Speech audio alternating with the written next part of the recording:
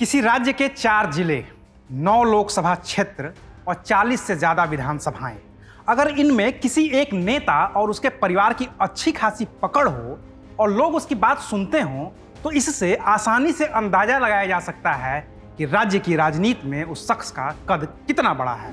पिता सांसद, भाई सांसद, खुद 2 बार का सांसद और राज्य में मंत्री, और ऊपर से राज्य में होने वाले हैं विधानसभा के चुनाव। ऐसे में तो उस शख्स का अपनी शर्तों पर चलना लाजमी है ही।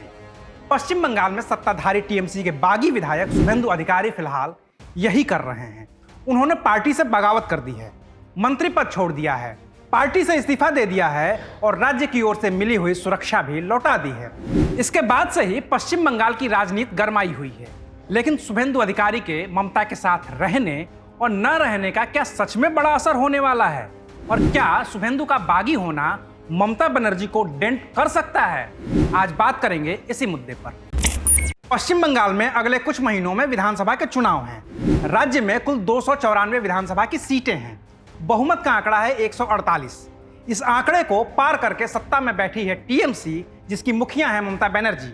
वो एक बार फिर से इस आंकड़े को पार करने की जुगत में लगी हैं। लेकिन इस बार उनकी इस जुगत को फेल करने के लिए पूरी ताकत से जुटी है बीजेपी, जो केंद्र में है। बंगाल फतह बीजेपी और खास तौर से अमित शाह का सपना रहा है, जिसको पूरा करने के लिए वो पूरे जी जान से जुटे हैं। ऐसे में टीएमसी और ममता बनर्जी अपने हर बड़े नेता को अपने साथ रखने की कवायद में जुटी है, तो बीजेपी टीएमसी के हर बड़े नेता को तोड़ने की कवायद में। और जब नेता का कद शुभेंदु अधिकारी जितना बड़ा हो, तो बीजेपी की नजर टिकनी स्वाभाविक है। इसलिए बंगाल बीजेपी के अध्यक्ष दिलीप घोष से लेकर पार्टी के प्रभारी कैलाश विजयवर्गीय तक शुभेंदु अधिकारी का अपनी पार्टी में स्वागत करने के लिए तैयार बैठे हैं। लेकिन शुभेंदु अधिकारी का यह कद इतना बड़ा हुआ कैसे, इसका इतिहास भी बेहद दिलचस्प है। और यह इतिहास सिमटा है 2 तारीखों में। पहली तारीख है 14 मार्च 2007, जब नंदीग्राम में भूमि अधिग्रहण के खिलाफ जुटे किसानों पर फायरिंग की गई और सैकड़ों लोग मारे गए। दूसरी तारीख है 5 मई 2008, जब नंदीग्राम में फिर से किसानों पर सरकारी दमन हुआ और गोलियां चली। किसानों को भूमि अधिग्रहण के खिलाफ तैयार करने, भूमि उच्छेद प्रतिरोध कमेटी बनाने और बुद्धदेव भट्टाचार्य की सीपीएम सरकार को उखाड़ने का जो रोड मैप था, उसे तैयार करने वाले शुभेंदु अधिकारी ही थे। यही वो आंदोलन थे जो टीएमसी और ममता बनर्जी को साल 2011 में सत्ता तक पहुंचने की सीढ़ी बना था। और जाहिर था कि जिन आंदोलनों से ममता बनर्जी को सत्ता मिली थी, उन आंदोलनों के सूत्रधार को तो फायदा मिलना ही था। शुभेंदु को इसका पहला बड़ा फायदा मिला साल 2009 में, जब वो तमलुक लोकसभा क्षेत्र से जीतकर संसद पहुंचे। इससे पहले ममता बनर्जी उन्हें जंगल महल यानी कि पश्चिमी मेदिनीपुर, पुरुलिया और बांकुड़ा जिले का पार्टी का इंचार्ज बना चुकी थी। इसका फायदा भी ममता को मिला और शुभेंदु अधिकारी ने पार्टी को इस क्षेत्र में इस कदर स्थापित कर दिया कि साल 2011 में जब विधानसभा के चुनाव हुए, तो ममता बनर्जी को 294 में से 184 सीटें मिली थी। इनमें भी पश्चिमी मेदिनीपुर में 19 में से 8 सीटें, पुरुलिया की 9 में से 6 सीटें और बांकुड़ा की 12 में से 8 सीटें टीएमसी के खाते में आई थी, जिसका श्रेय मिला था शुभेंदु अधिकारी को। यानी कि 40 में से 23 सीटों पर मिली इस जीत का सेहरा सीधे तौर पर शुभेंदु अधिकारी के सिर बंधा था। पूर्व मिदनापुर और पश्चिम बर्दवान समेत पूरे जंगल महल की करीब 65 सीटों पर अधिकारी परिवार का प्रभाव माना जाता है।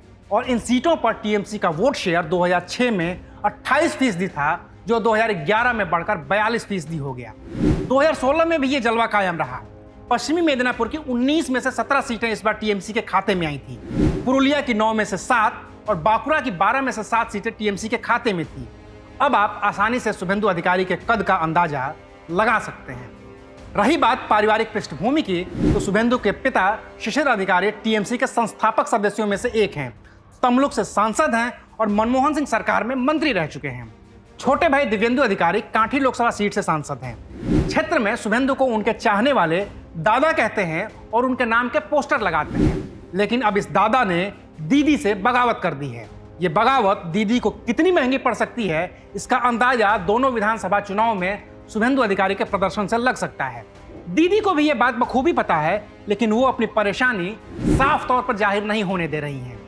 हो सकता है इसकी वजह 2019 का लोकसभा चुनाव हो, जिसमें शुभेंदु अधिकारी के प्रभाव वाली 13 में से 9 लोकसभा सीटों पर टीएमसी को हार मिली थी। हो सकता है कि इस रिजल्ट से दीदी को यह लगता हो कि शुभेंदु का कद उतना बड़ा नहीं है जितना बताया जाता है, लेकिन यह कद चाहे जैसा हो, दीदी का नुकसान करने के लिए काफी है। और यही वजह है कि अब बीजेपी अपनी पूरी ताकत लगाकर शुभेंदु को अपने पाले में करने की कोशिश कर रही है। ये कोशिश कब कामयाब होती है और कितनी कामयाब होती है, ये तो 2021 में होने वाले विधानसभा चुनाव के नतीजे बताएंगे। फिलहाल तो इस चुनाव पर पूरे देश की नज़र टिकी हुई है। हमने भी इस चुनाव पर नज़र टिकाई है और आपको हर छोटी बड़ी खबरों से अपडेट करने की तैयारी कर ली है। तो बंगाल चुनाव पर होने वाली हर डेवलपमेंट के बारे में तफसील से जानने के लिए देखते रहिए अनकट। शुक्रिया।